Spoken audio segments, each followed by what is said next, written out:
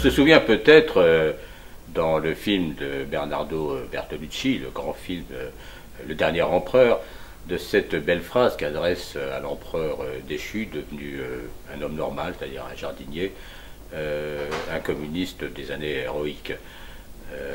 C'est donc si difficile d'être un homme utile. Oui, utile. Qu'est-ce que ça veut dire finalement? Alors, on a beaucoup parlé, bien entendu, dans cette campagne du vote utile.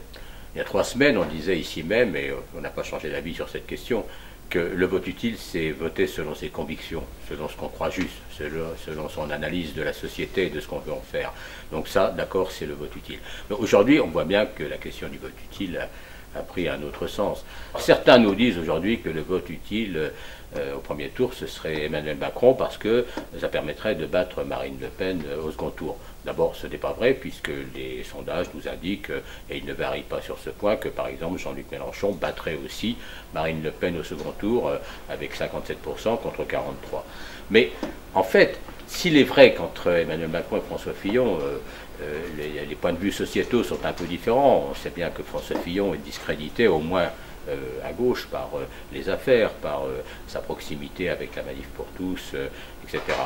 Mais sur le fond économique, en réalité, Emmanuel Macron et François Fillon partagent la même vision ultralibérale. L'Humanité de cette semaine a publié plusieurs pages sur leurs programmes respectifs.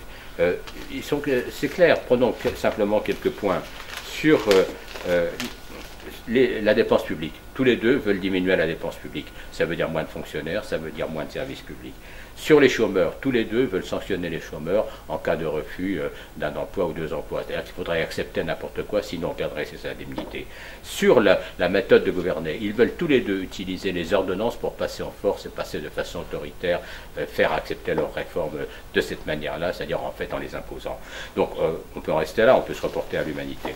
Mais donc tous les deux sont de droite. Et donc, en fait, le vote utile au premier tour, c'est le moyen d'éviter que le second tour se résume à un affrontement droite contre extrême droite. Bon, c'est-à-dire, c'est le vote, évidemment, pour Jean-Luc Mélenchon.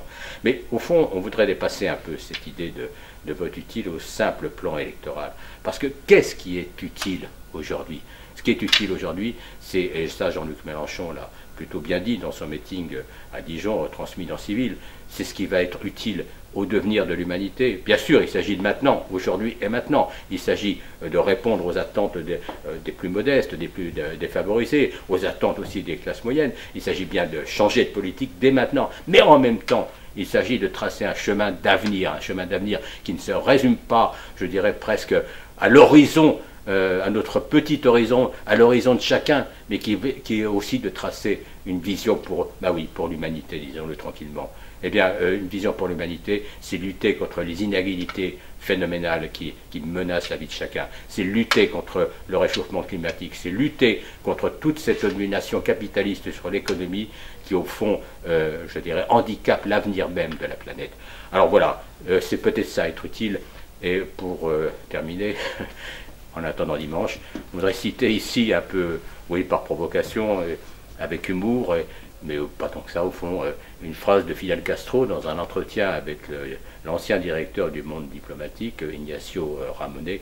Fidel Castro qui lui disait « Notre seul orgueil sera d'avoir peut-être été utile ».